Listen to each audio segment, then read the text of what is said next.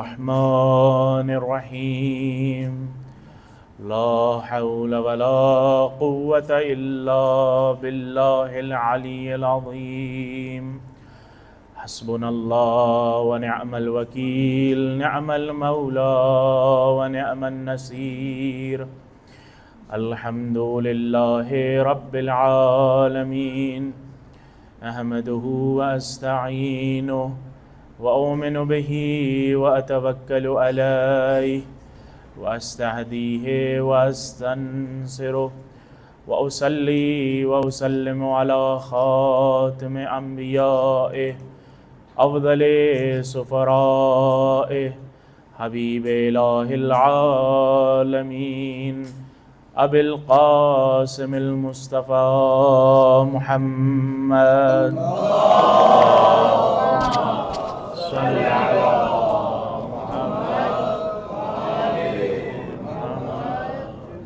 صلى الله عليه وعلى أهل بيته الطيبين الطاهرين المعصومين الهداة المهديين سيما بقية الله في الأرضين أرواحنا لتراب مقدمه الفداء واللعنة على أعدائهم أجمعين أما بعد فقد قال رسول الله صلى الله عليه وآله وسلم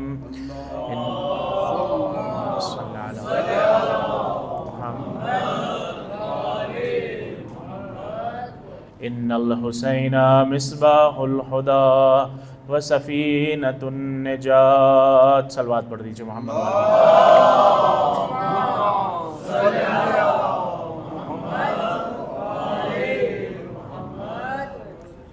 عزیزان گرامی، گزشتہ شبوں میں ہماری گفتگو اس مشہور و معروف حدیث جو کہ نبی اکرم پیغمبر اسلام حضرت محمد مصطفیٰ صلی اللہ علیہ وآلہ وسلم صلی علی محمد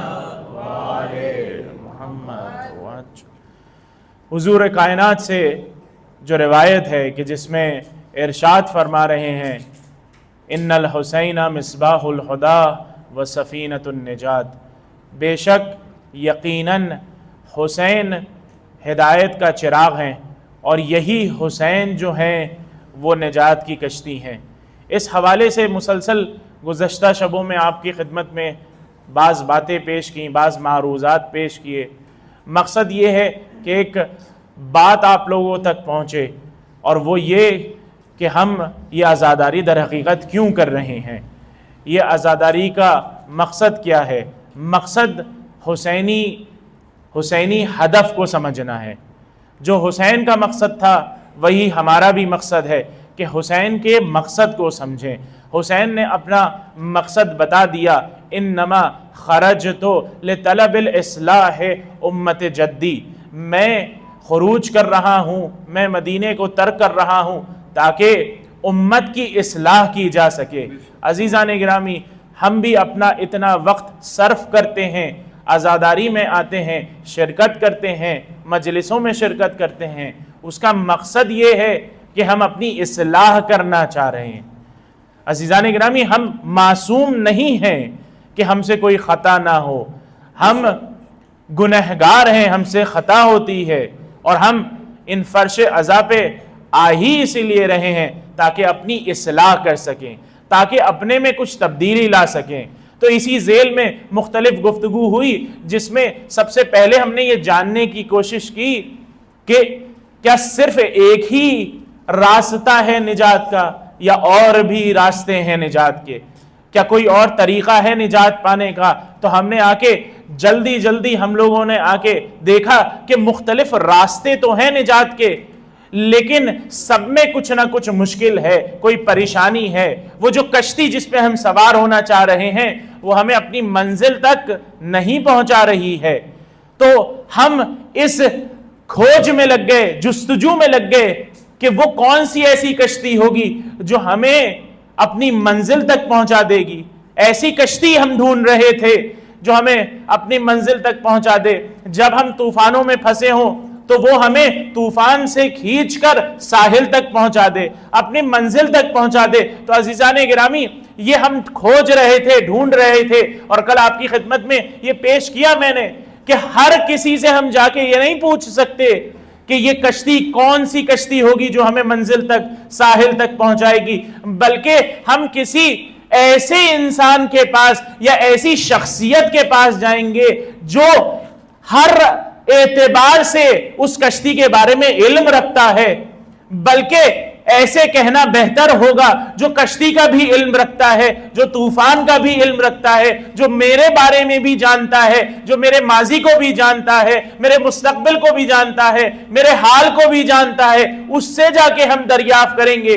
تو عزیزان گرامی، یہ کل کی گفتگو میں آپ کی خدمت میں پیش کیا کہ وہ کوئی اور نہیں بلکہ ہمارا پروردگار اللہ سبحانہ و تعالی ہے، جو علم رکھتا ہے لامحدود، جس کے پاس قدرت ہے لامحدود، جو کسی سے ڈرتا نہیں ہے، جو کسی کا خوف نہیں رکھتا، جو ہمارا خالق بھی ہے۔ اس کو معلوم ہے کہ اس نے انسانوں کو کس طریقے سے پیدا کیا ہے، خلق کیا ہے، یہاں تک کہ وہ صرف انسانوں کا خالق نہیں بلکہ پوری کائنات کا خالق ہے۔ اس کے پاس جو علم ہے وہ علم مطلق ہے، وہ جو اس کے پاس قدرت ہے وہ مطلق قدرت ہے۔ تو وہ ہمیں بتا سکتا ہے کہ کون سی کشتی سے ہم ساحل تک پہنچ سکتے ہیں، اپنے منزل تک پہنچ سکتے ہیں۔ صلوات پڑھ دیجئے محمد و آل محمد۔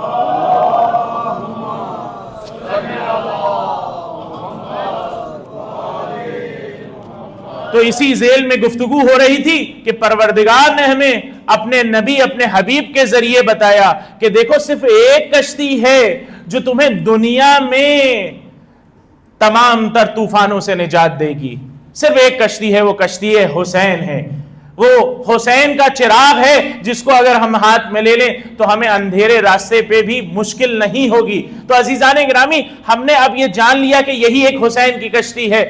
ہم کل گفتگو میں ہماری یہ بات ہو رہی تھی کہ حسین کی کشتی آخر دکھتی کیسی ہے، یہ جو ہم نے آ کے طے کر لیا، کیونکہ ہمارے نبی نے آ کے ہمیں بتایا کہ حسین کی کشتی ہمیں ساحل تک پہنچائے گی، ٹھیک ہے، لیکن ہمیں دیکھنے کی بھی ضرورت ہے کہ اس کشتی کی خاصیت کیا ہے، امتیاز کیا ہے، ایسی کیا بات ہے کہ باقی کشتیاں جو ہیں وہ طوفان میں ڈوب جائیں گی لیکن یہ حسین کی کشتی طوفان میں نہیں ڈوبے گی۔ تو عرض کیا تھا آپ کی خدمت میں کل کہ حسین کی کشتی کس چیز سے بنی ہوئی ہے؟ حسین کی کشتی توحید سے بنی ہوئی ہے۔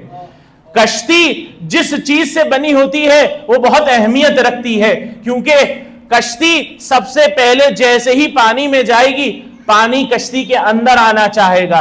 اگر کسی اچھے مٹیریل دھات سے بنی ہوگی تو پانی اندر نہیں آئے گا، چاہے وہ اچھی لکڑی ہو، چاہے لوہا ہو، چاہے کوئی چیز بھی ہو، اگر وہ اچھا محکم ہے تو اندر پانی نہیں آئے گا۔ یعنی ابھی ہم طوفان کی بات نہیں کر رہے ہیں، صرف کشتی پانی میں اترے گی اور اسے ایک اچھا مٹیریل اور دھات چاہیے تاکہ اپنے آپ کو پانی سے محفوظ رکھے۔ تو عزیزان گرامی، حسین کی ہمیں کشتی پہ سوار ہونا ہے۔ حسین کی کشتی میں ایسا کیا ہے؟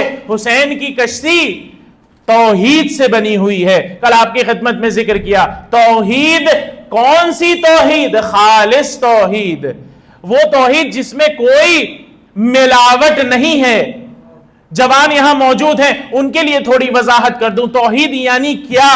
اگر توحید ہمیں سمجھ میں نہیں آ رہا، شاید ہمارے ذہنوں میں توحید کو لے کے بہت سارے ابہامات ہیں، آسان لفظوں میں اگر سمجھانا چاہوں، توحید یعنی خدا کو ایک ماننا، ہر چیز جو ہو رہی ہے وہ خدا کی طرف سے ماننا، خدا کو اپنا خالق ماننا، خدا کو اپنا رازق ماننا، خدا کو اپنا پروردگار ماننا، سب کچھ خدا کو ماننا اور ایک اکیلا تنہا ماننا، اسے کہتے ہیں توحید۔ اور جب ہم سب کچھ خدا کو مان لیں گے تو صرف عبادت بھی اسی کی کریں گے جس نے ہمیں سب کچھ عطا کیا ہے۔ صلوات پڑھ دیجئے محمد و آل محمد۔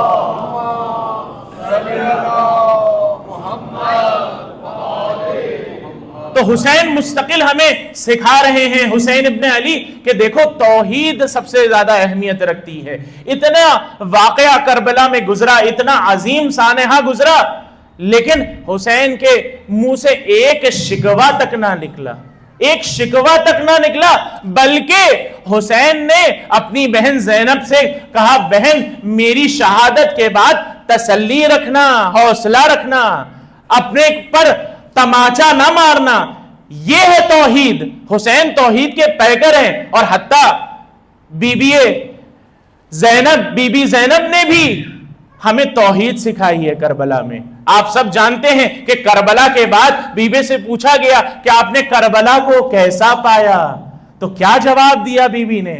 عجب جواب دیا ہے۔ انسان اگر صرف غور کرے، سوچے تو تعجب کرے گا۔ بی بی زینب فرماتی ہیں کہ کربلا میں ہم نے کیا دیکھا؟ ما رأیتو الا جمیلا، سوائے خوبصورتی کے، سوائے جمال کے کچھ نہیں دیکھا۔ ہاں عزیزان گرامی، یہ ہے توحید، یعنی انسان اتنی پریشانیوں کے بعد بھی اپنے پروردگار کا شکر ادا کرے اور کہے جو ہم دیکھ رہے ہیں، جو بھی ہمارے ساتھ ہوا وہ خوبصورت اور جمال ہوا۔ انشاءاللہ میں اور مثالیں دوں گا تاکہ آپ کے لیے اور واضح ہو جائے کہ زندگی میں اتنی مشکلات آتی ہیں، لیکن توحید کا مطلب یہ ہے کہ ہم پروردگار کی طرف سے جو مشکلات یا آزمائش، جو امتحان ہے، اس پر راضی رہیں، شکوہ نہ کریں۔ یہی توحید ہے عزیزان گرامی۔ کل آپ کی خدمت میں یہ بات بھی ذرا وقت کم تھا، یہ بات پیش کی تھی کہ ہم عملاً موحد نہیں ہیں، عقیدے میں تو موحد ہیں لیکن عمل میں موحد نہیں ہے عزیزان گرامی۔ عقیدے میں انسان کیسے موحد ہو سکتا ہے؟ اگر انسان آ کے کہہ دے اشہد ان لا الہ الا اللہ، اگر یہ کہہ دے تو وہ موحد ہو جائے گا، یعنی وہ گواہی دے رہا ہے، اشہد ان لا، میں گواہی دیتا ہوں اللہ الہ الا اللہ، نہیں ہے کوئی معبود سوائے اللہ کے، تو میں عقیدے کے اعتبار سے تو موحد ہو گیا، میں عقیدے کے اعتبار سے تو توحید کو مان رہا ہوں۔ لیکن عزیزان گرامی، آئے ہم دیکھیں کہ اپنی زندگی میں بھی ہم موحد ہیں، یعنی توحید کو ماننے والے ہیں۔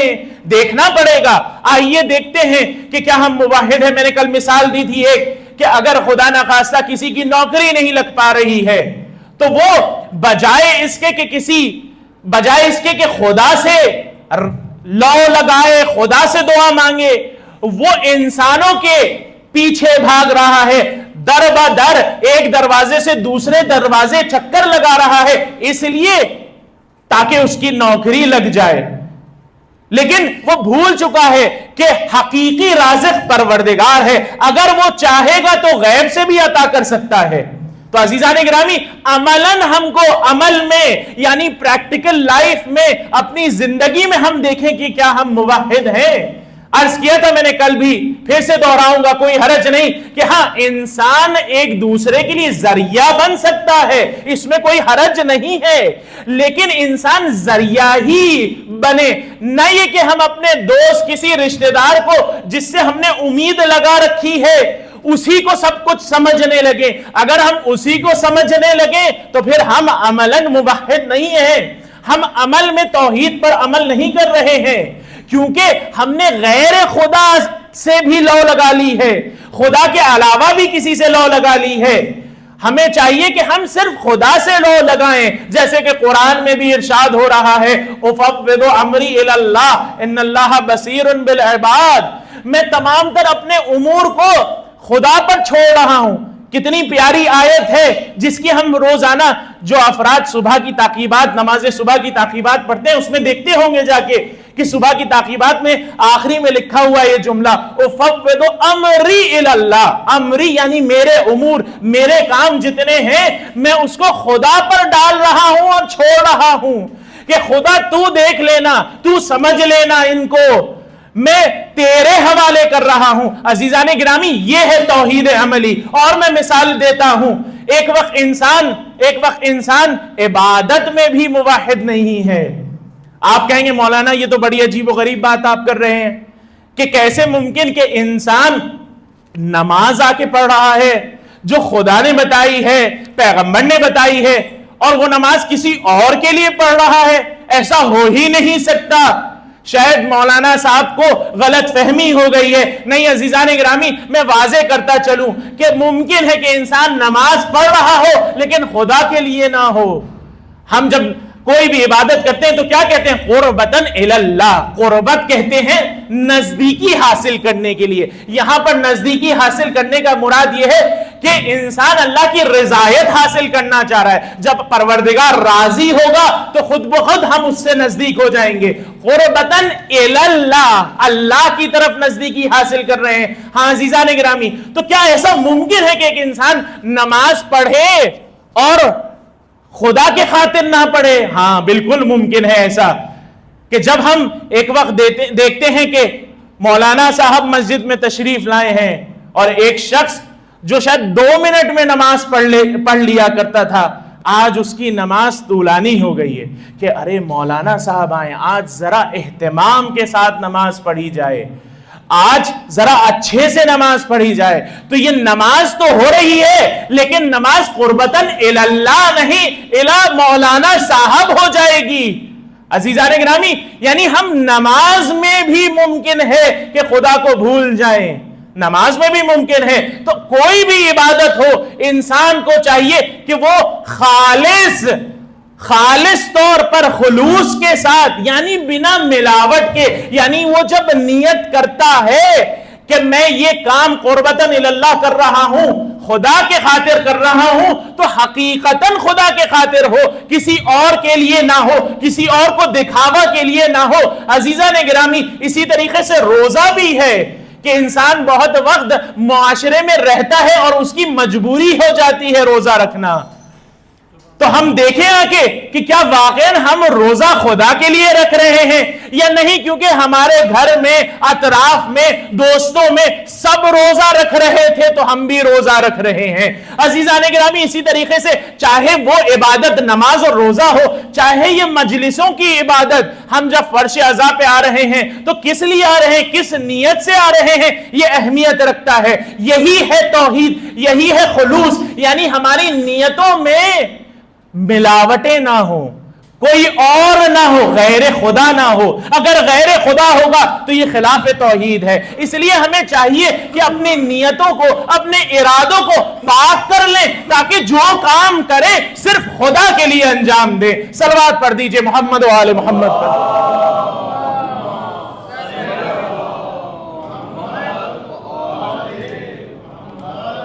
ایک شخص مجلس عزا میں آتا ہے, فرش عزا پر آ کر بیٹھتا ہے, اگر وہ صرف اس نیت سے آ رہا ہے کہ میں خدا کے لیے آ رہا ہوں, امام حسین علیہ السلام کی محبت میں آ رہا ہوں, تب تو وہ توحید پر بھی عمل کر رہا ہے اور اس کی توحید خالص ہے, کوئی ملاوٹ نہیں ہے.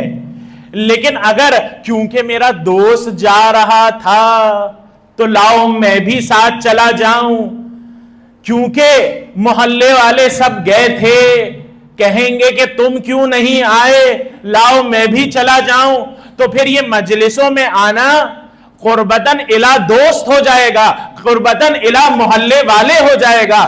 بس نہیں ہوگا اگر تو قربتاً اللہ نہیں ہوگا. ہاں عزیزان گرامی, صرف ایسا نہیں ہے کہ وہ لوگ جو مجلس میں شرکت کر رہے ہیں انہی کے لیے نہیں, میں اپنے لیے بھی یہی عرض کروں, اگر میں مجلسیں پڑھوں, ایک خطیب آ کے مجلس خطاب کرے اس لیے تاکہ مجمع کی واہواہی لوٹے, تو پھر قربتاً المجمع ہو جائے گا, قربتاً اللہ نہیں رہے گا. اس لیے میرے لیے بھی ضروری ہے کہ میں یہاں سے پر منبر رسول پر آ کے جو بیان کروں وہ خدا کے خاطر ہو, حسین کے خاطر ہو, تاکہ میں بھی عملاً توحید پر عمل کر رہا ہوں. صلوات پڑھ دیجئے محمد و آل محمد.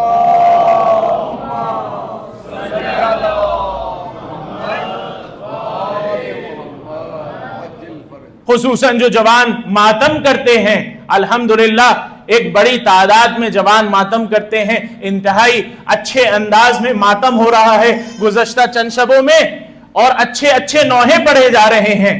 ایسا نہ ہونے پائے جوانوں کہ ہم یہ جو ماتم کر رہے ہیں کسی کو دکھانے کے خاطر ماتم کر رہے ہیں, بلکہ حسین سے محبت کرتے ہیں اس لیے ماتم کر رہے ہیں. یعنی ہمیں یہ سمجھ میں آیا کہ کہ ہماری نیتوں کا پاک ہونا، خالص ہونا، بنا ملاوٹ کے ہونا انتہائی ضروری ہے۔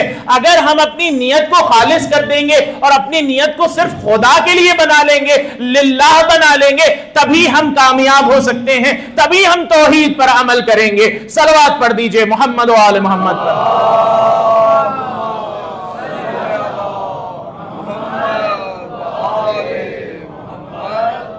عجیب روایت ہے، روایت میں ملتا ہے کہ اگر ایک انسان 40 روز کوئی بھی کام ہو اس کے زندگی کا، 40 روز خدا کے خاطر کرے، کیا مطلب؟ یعنی وہ سوئے تو خدا کے خاطر کے، کہ پروردگار میں سو رہا ہوں تاکہ کل صبح نماز کے لیے اٹھ سکوں، پروردگار میں سو رہا ہوں تاکہ کل مجھے اگر کالج میں جانا ہے تو میں جا سکوں، کیونکہ تو نے ہی کہا ہے کہ علم حاصل کر۔ اگر میں سو رہا ہوں اس نیت سے سوؤں کہ کل مجھے نوکری پہ، ملازمت پہ جانا ہے، کیوں؟ کیونکہ پروردگار تو نے کہا ہے کہ اپنے بیوی بچوں کا نان و نفقہ جا کے حاصل کر۔ تو اگر انسان اپنے ہر عمل کو خدا کی خاطر کرے صرف 40 روز، چاہے اس کا سونا ہو، چاہے اس کا کھانا ہو، ہاں عزیزان گرامی، حتیٰ انسان جو کھانا کھاتا ہے وہ بھی اگر خدا کے خاطر کرے، خدا کے لیے کرے، یعنی میں اس لیے کھا رہا ہوں تاکہ مجھ میں کچھ طاقت رہے، تاکہ میں دین کی خدمت کر سکوں، تاکہ میں پڑھائی کر سکوں، تاکہ میں اگر ملازمت پہ جا رہا ہوں تو نان نفقہ حاصل کرنے میں میرے پاس کچھ طاقت رہے، اگر اس نیت سے جائے گا تو اس کا ہر عمل للہ بن جائے گا۔ ایسا نہیں ہے کہ جو بیکار کے عمل ہے ہم زندگی میں انجام دیتے ہیں، جیسے سونا، جیسے کھانا، جیسے چلنا پھرنا، گھومنا، یہ بھی ہم اپنے عمل کو توحید کا مصداق بنا سکتے ہیں۔ اگر ہم گھومنے بھی جا رہے ہیں تو اس نیت سے جائیں، گھومنے پھرنے تفریح کے لیے جا رہے ہیں تو اس نیت سے جائیں کہ قرآن میں آیا ہے سیرو فی الارض، زمین پر جا کے گھومو، سیر کرو، تاکہ دیکھو کہ کیا پروردگار نے کیا کیا نعمتیں بنائی ہیں۔ تو اگر انسان ہر ایک عمل اس کا للہ ہو جائے، خدا کے خاطر ہو جائے، تو عجیب جملہ ہے روایت کا کہ جو انسان 40 روز ہر ایک عمل اس کا خدا کے خاطر ہوتا ہے، پروردگار اس کے لیے حکمت کے دروازے کھول دیتا ہے۔ عجیب جملہ ہے، یعنی پروردگار اس کے لیے ایسے دروازے، ایسے پردے اس کی آنکھوں سے ہٹا دیتا ہے کہ جو بہت وقت ہمیں بہت ساری چیزیں نہ سمجھ میں آتی ہیں، نہ ہمارے شعور کے لائق ہیں، ہم نہیں سمجھ پاتے۔ ہاں عزیزان گرامی، یہ تب ہو سکتا ہے کہ جب انسان خدا کے خاطر کرے۔ تو یہ ہمیں یہی بتا رہی ہے روایت کہ ہم اپنی نیت کو خالص بنائیں، ملاوٹوں سے دور بنائیں، تاکہ ہم متوجہ رہیں ایک ذات کی طرف، اور وہ ذات ہے اللہ سبحانہ و تعالی کی۔ صلوات پڑھ دیجئے محمد و آل محمد۔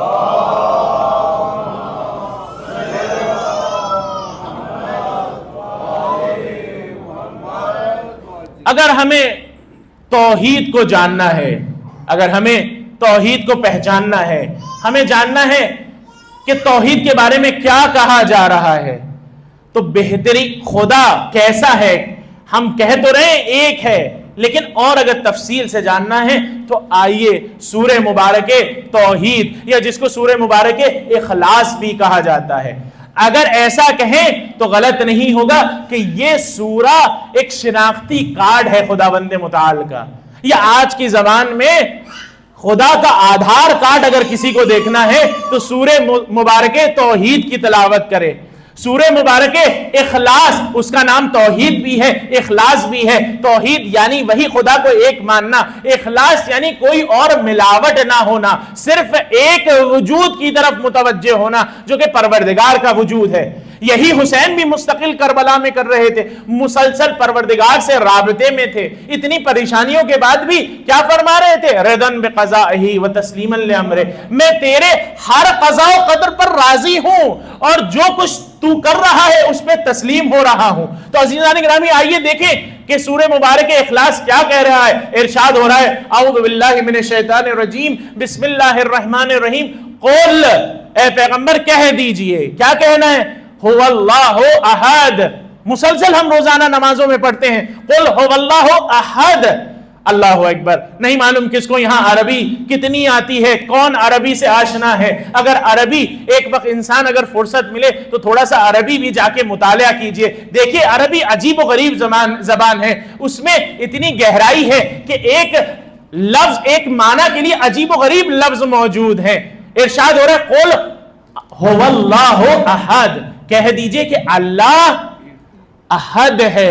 میں نے ترجمہ نہیں کیا ایک ہے, کیونکہ اگر ایک کہنا ہوتا تو قرآن میں کہہ سکتا تھا. قرآن عربی میں ایک کے لیے استعمال ہوتا ہے واحد. واحد مفسرین بیان کرتے ہیں کہ قرآن اگر چاہتا تو یہاں پر کہتا قل هو اللہ واحد, لیکن قرآن نے نہیں کہا واحد, کیونکہ واحد ہمیشہ ثانی کے مقابلے میں آتا ہے. واحد وہاں ہوتا ہے جہاں دو ہوتا ہے.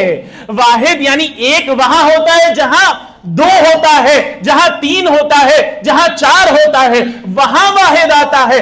احد وہاں آتا ہے جہاں نہ دو ہوتا ہے, نہ تین ہوتا ہے, نہ چار ہوتا ہے. ہمارا پروردگار کیا ہے؟ ہمارا پروردگار قل هو اللہ احد, ہمارا پروردگار ایک ہے, لیکن ایسا ایک جس کا نہ دو ہے, نہ تین ہے, نہ چار ہے, بلکہ واحد ہے, ایک اکیلا ہے.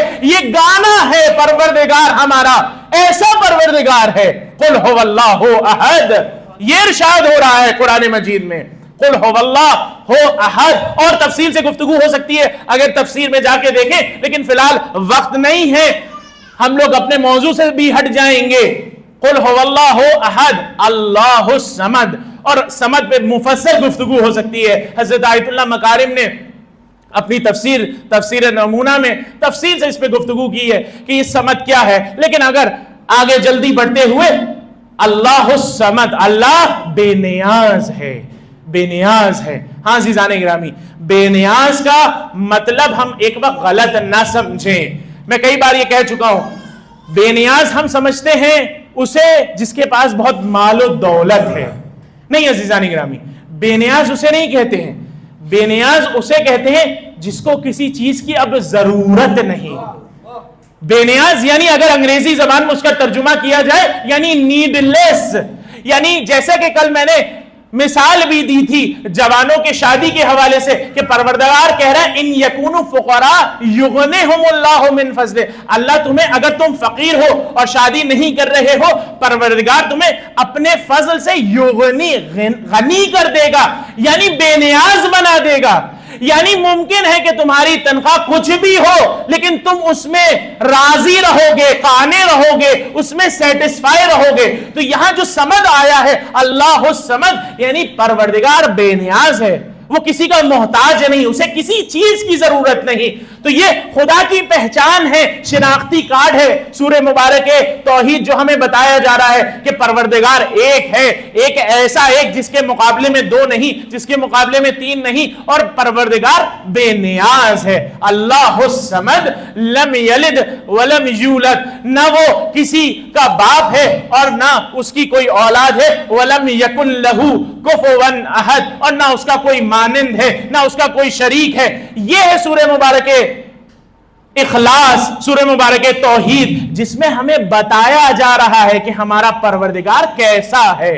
تو ہم بھی اگر یہ عقیدہ رکھتے ہیں اشہد ان لا الہ الا اللہ, کہ نہیں ہے کوئی بھی معبود سوائے اللہ کے, تو ہمارا عقیدہ بھی ایسا ہی ہونا چاہیے, اور عمل میں بھی ہم صرف اسی کو سب کچھ مانیں, اسی سے لو لگائیں, اسی کی عبادت کریں, اور کسی کی طرف رجوع نہ کریں. صلوات پڑھ دیجئے محمد و آل محمد پر.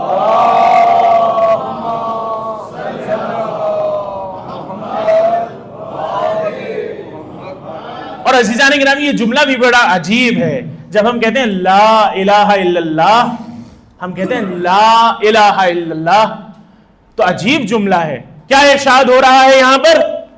لا الہ الا اللہ. روایتوں میں ہے کہ یہ جملہ ایسا ہے کہ انسان اگر بولے تو اس کو اپنے ہونٹوں کو حرکت دینے کی بھی ضرورت نہیں ہے. اگر آپ بول کے دیکھیں لا الہ الا اللہ, اگر انسان کو ہونٹوں کو, اپنے لبوں کو حرکت دینے کی ضرورت نہ پڑے تو کیا ہوگا؟ یہ ہوگا کہ انسان اپنے لبوں کو بند کر لے, ہونٹوں کو دبا لے, اور اس کے بعد کہے لا الہ الا اللہ. یعنی ہونٹوں کو بند کر کے بھی انسان لا الہ الا اللہ کہہ سکتا ہے. تو یہ کیا کہنا چاہ رہے ہیں یہاں پر مفسرین بتا رہے یہ ایسا جملہ ہے کہ انسان اگر کبھی ذکر خدا کرنا چاہتا ہے تو لا الہ الا اللہ کہے, جس میں کوئی ریاکاری بھی نہیں ہوگی کہ کوئی دیکھے ارے یہ تو ذکر کر رہے ہیں, بلکہ وہ اپنے ہونٹوں کو اپنے لبوں کو بند کرے گا اور ذکر کرے گا لا الہ الا اللہ, نہیں ہے کوئی معبود سوائے پروردگار, سوائے اللہ سبحانہ و تعالی کے. صلوات پر دیجئے محمد و آل محمد.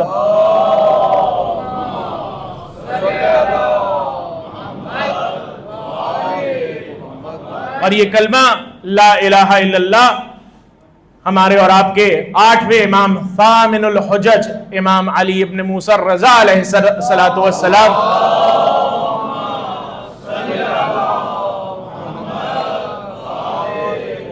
وہ مشہور و معروف روایت ہے, آپ لوگوں نے سنی ہوگی, سلسلۃ الذہب کی, کہ امام نیشاپور پہنچے تو وہاں پر ذکر کر رہے تھے. امام فرماتے ہیں کہ کلمۃ لا الہ الا اللہ حصنی, یہ جو لا الہ الا اللہ کلمہ ہے یہ ایک حصنی ہے. یہاں نوجوانوں کا مجمع ہے, ذرا وضاحت کر دوں حصنی کسے کہتے ہیں. حصنی اس قلعے کو کہتے ہیں, وہ کاسل یا وہ قلعہ جس میں انسان جا کے پناہ لیتا ہے.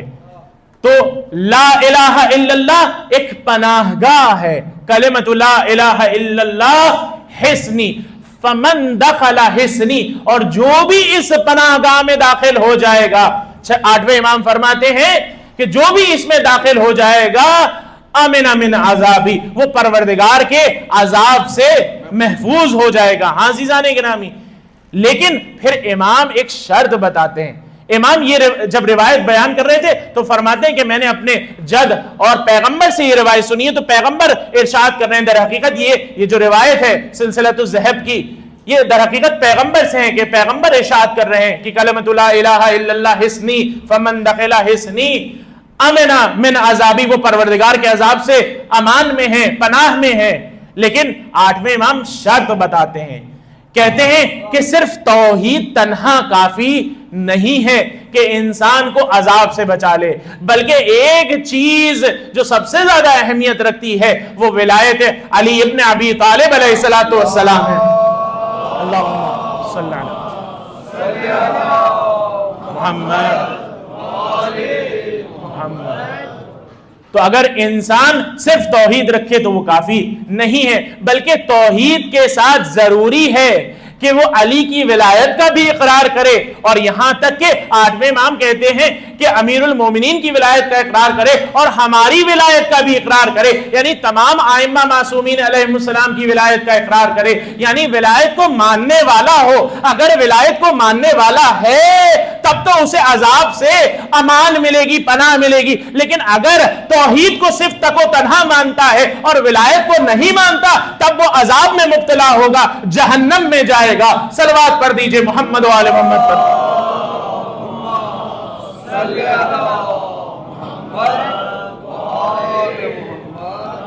تو بس عزیزان گرامی, یہ سورہ مبارک اخلاص, سورہ مبارک توحید ہمیں بتانا چاہ رہا ہے کہ توحید کے صحیح معنی کیا ہیں اور خدا کو ہم کس طریقے سے پہچانیں.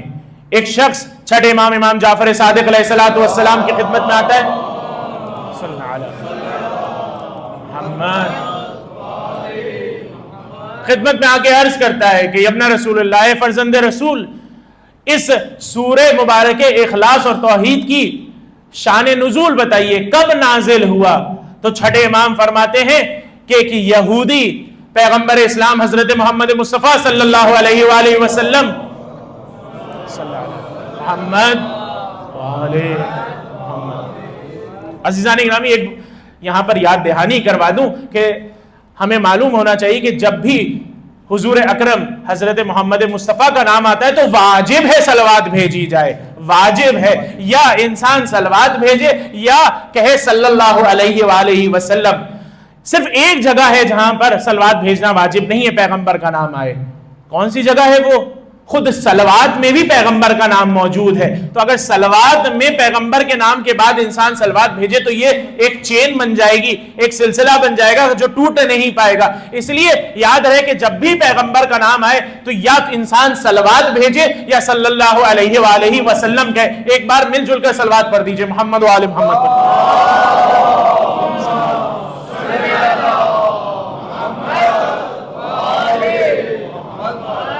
تو وہ شخص رسالت مآب کی, ایک یہودی رسالت مآب کی خدمت میں پہنچا اور آگے سوال کرتا ہے کہ آپ جو کہ خدا کے بھیجے ہوئے ہیں, رسول ہیں, ذرا مجھے خدا کی توصیف بتائیے, خدا کیسا ہے؟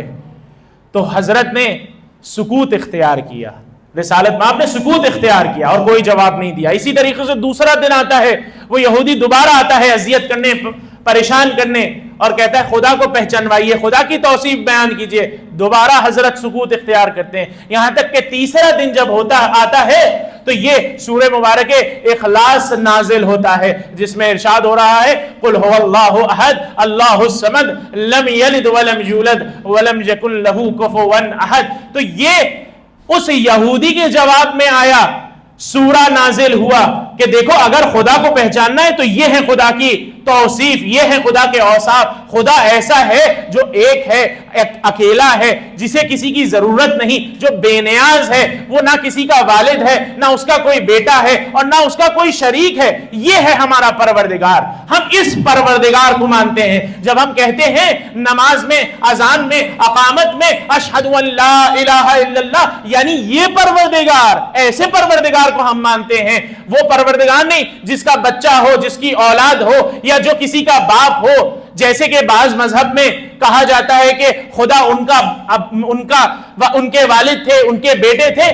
اس طریقے سے ہماری توحید نہیں, بلکہ ہماری توحید سورہ مبارک توحید ہمیں بتا رہی ہے. یعنی ہمارا پروردگار وہ ہے جو بے نیاز ہے, اکیلا ہے, نہ اس کا کوئی بیٹا ہے, نہ وہ کسی کا باپ ہے. یہ ہے توحید, یہ ہے خدا کی پہچان. تو عزیزان گرامی, انتہائی مبارک سورہ ہے. اگر آپ لوگ جانتے ہوں گے کہ اس سورے کی تلاوت کرنے کی بڑی فضیلتیں ہیں, بہت فضیلتیں ہیں. ہم جانتے ہیں, مسلسل ہم نمازوں میں پڑھتے ہیں روزانہ اس سورہ مبارک اخلاص اور توحید کو. اور عجیب روایت ہے چھٹے امام سے کہ امام فرما رہے ہیں کہ وہ شخص جو ایک دن پنجگانہ نماز میں ایک بار بھی سورہ مبارک توحید کی تلاوت نہ کرے تو حضرت فرماتے ہیں لستا من المصلین, وہ مسلین میں سے نہیں ہے, نماز گزار میں سے نہیں ہے, یعنی نماز ادا کرنے والوں میں سے نہیں. عجیب و غریب روایت ہے کہ یعنی اتنی اہمیت رکھتا ہے یہ سورے کی تلاوت کرنا نماز میں, نماز پنجگانہ میں. اور اسی طریقے سے ایک شخص پیغمبر کی خدمت میں آتا ہے اور آ کے سوال کرتا ہے کہ بتائیے کہ قرآن کس طریقے سے پڑھیں. تو حضرت فرماتے ہیں, جواب دیتے ہیں حضور کائنات, کہتے ہیں کیا تم لوگ چاہتے ہو کہ ایک رات میں ثلث قرآن کو مکمل کرو؟ ثلث یعنی 1/3 قرآن کو مکمل کرو. تو وہ شخص پلٹ کے کہتا ہے نہیں یا رسول اللہ, بہت سخت ہے, ہمارے لیے مشکل ہو جائے گی, پریشانی ہے. تو حضرت فرماتے ہیں کہ اگر انسان چاہتا ہے ایک رات میں 1/3 ایک ثلث قرآن کی تلاوت کرے تو صرف اسے سورہ مبارک توحید کی تلاوت کرنا ہے. تو اگر انسان چاہتا ہے کہ 1/3 قرآن کی تلاوت کا ثواب حاصل کرے تو سورہ مبارک توحید کی تلاوت کرے. اسی وجہ سے تو ہم معمولاً سورہ فاتحہ میں کسی کے فاتحے کے لیے یا رات میں بھی اگر انسان 3 بار سورہ مبارک توحید کی تلاوت کرے گا یعنی اس کا ثواب مکمل قرآن کی تلاوت کرنے جتنا ہے. تو عزیزان گرامی, یہ ہے سورہ مبارک توحید جس کی اتنی فضیلت. اور بس ایک آخری فضیلت بھی ذکر کر دوں, وقت کے دامن میں زیادہ گنجائش نہیں ہے. جب ایک شخص کا جنازہ پڑھا رہے تھے رسول اکرم صلی اللہ علیہ وآلہ وسلم,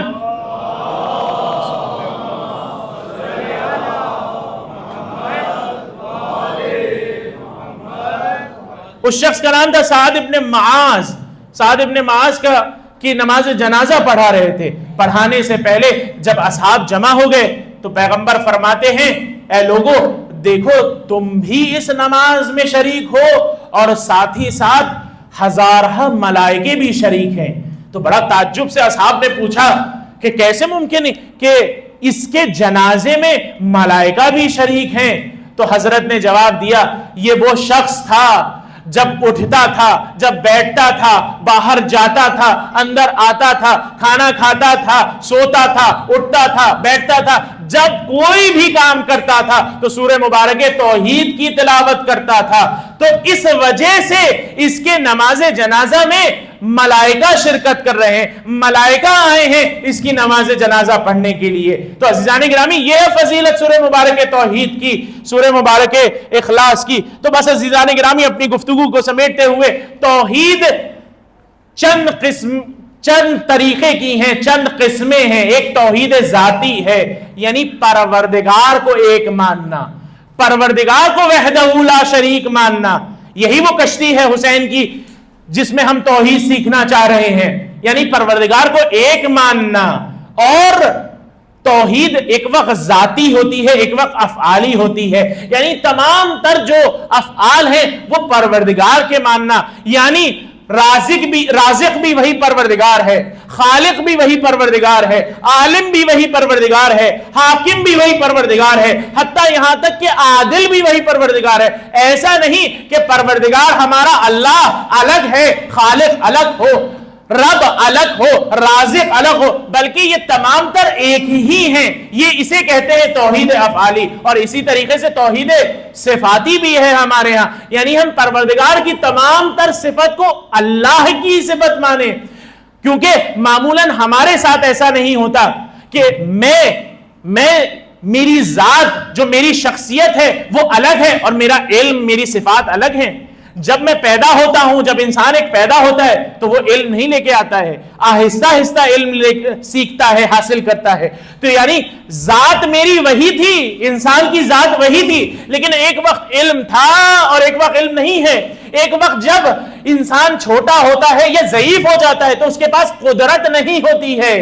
لیکن خدا کے ساتھ ایسا نہیں ہے، خدا کی ذات بھی وہی ہے، صفات بھی وہی ہے. خدا جب سے خدا ہے تب سے خالق ہے، رازق ہے، رب ہے، حکیم ہے، عادل ہے. تمام تر اس کی صفات ایک ہی ذات میں ہے اور وہ ذات ہے اللہ سبحانہ و تعالیٰ کی. ایک صلوات پڑھ دیجئے محمد و آل محمد.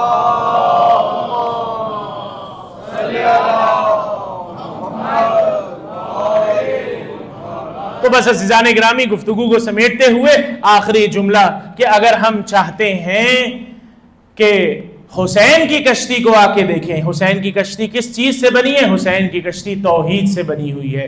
حسین کی کشتی میں سب سے اہم چیز ہے توحید. تو ہمیں بھی چاہیے کہ ہم اپنے ایمان کو قوی کریں، متحد بنیں. عقیدے میں تو ہم سب ہیں موحد، لیکن ہمیں عمل میں بھی موحد بننے کی ضرورت ہے. اگلی چیز جو ہم آگے دیکھیں گے کشتی میں، تو سب سے پہلی چیز ہم نے کیا دیکھی کشتی میں؟ سب سے پہلی چیز ہم نے دیکھی کہ وہ کشتی کس چیز سے بنی ہوئی ہے. اور اگلی چیز جو اہمیت رکھتی ہے کشتی میں وہ ہے کشتی کا لنگر، جسے لنگر کہا جاتا ہے. شاید انگریزی زبان میں اگر میں غلط نہ کہوں اینکر کہا جاتا ہے. وہ چیز جو کشتی کے باہر لٹکا دی جاتی ہے، جو زمین کے سطح سے رگڑے کھاتی ہے. کس لیے؟ تاکہ کشتی اب جب پانی میں اتر چکی ہے اور طوفان اور موج اور لہریں آ رہی ہیں تو یہ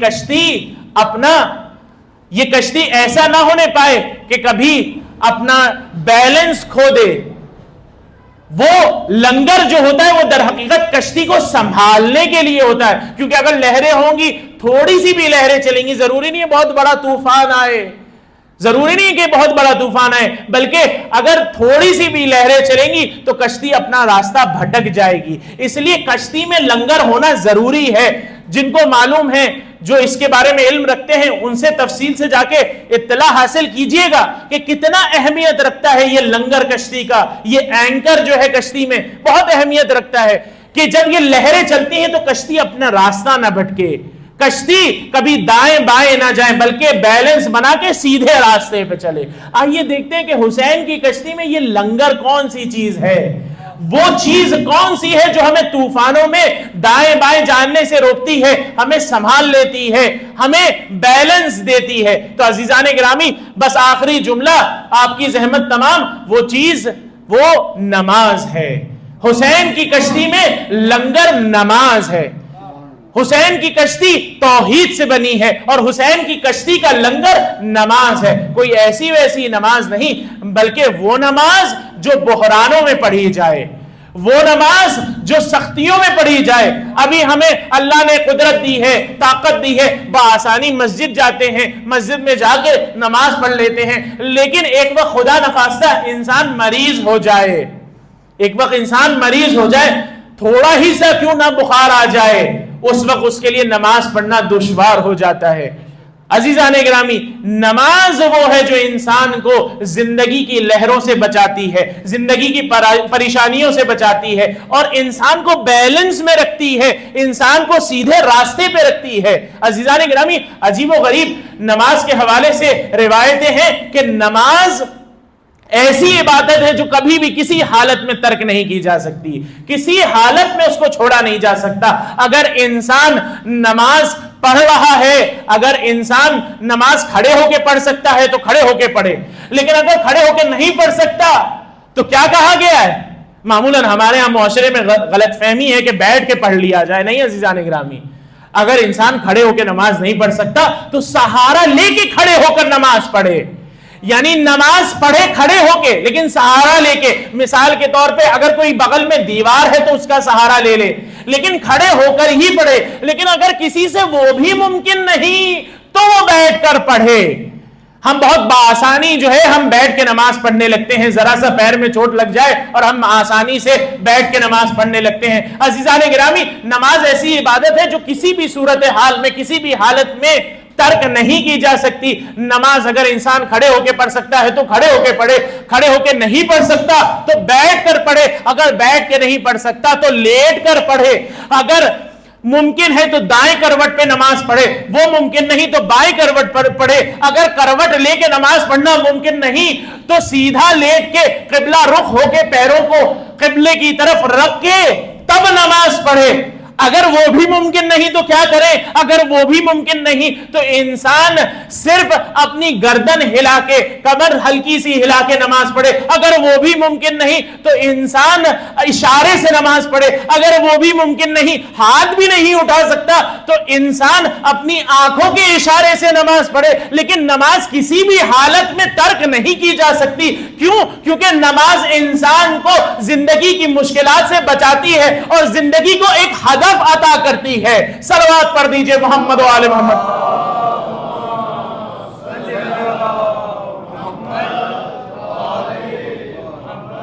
بس عزیزان گرامی، آپ کی زحمت تمام۔ یہ نماز وہی نماز ہے جو حسین ابن علی نے روز عاشور جنگ کے وقت کی پڑھی تھی، اور شاید یہی نماز تھی جس کی وجہ سے حر حسین کی کشتی پر سوار ہو گئے۔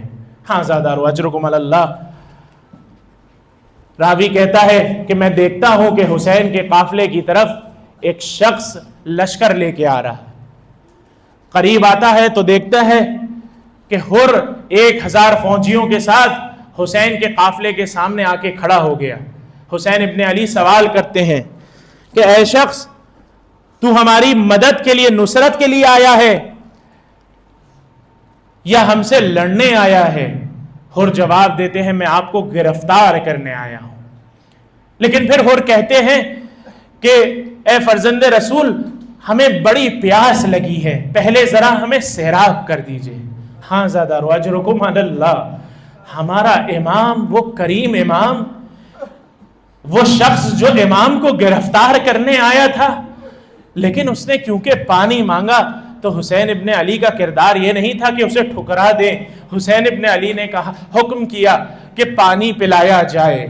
یہاں تک کہ روایت میں ہے کہ ایک شخص جس کا نام علی ابن، اگر غلط نہ کہہ رہا ہوں، علی ابن زاد کر کے شخص نام کا شخص تھا، وہ کہتا ہے سب سے آخر میں بچا تھا پانی پینے کے لیے، تو خود حسین ابن علی پانی لے کر آتے ہیں اور مجھے پانی پلاتے ہیں اور کہتے ہیں اے شخص تو بھی پانی پی لے اور اپنے گھوڑے کو بھی پانی پلا دے۔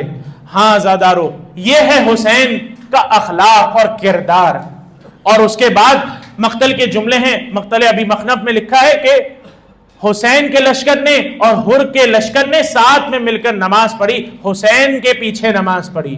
شاید میں کہوں گا یہی وہ نماز تھی جس نے ہر کو اتنی بڑی مصیبت سے بچایا، اور یہی نماز تھی جس کے بنا پر ہر حسین کی کشتی پہ سوار ہوئے۔ لیکن ابھی ہر کیا کر رہے ہیں؟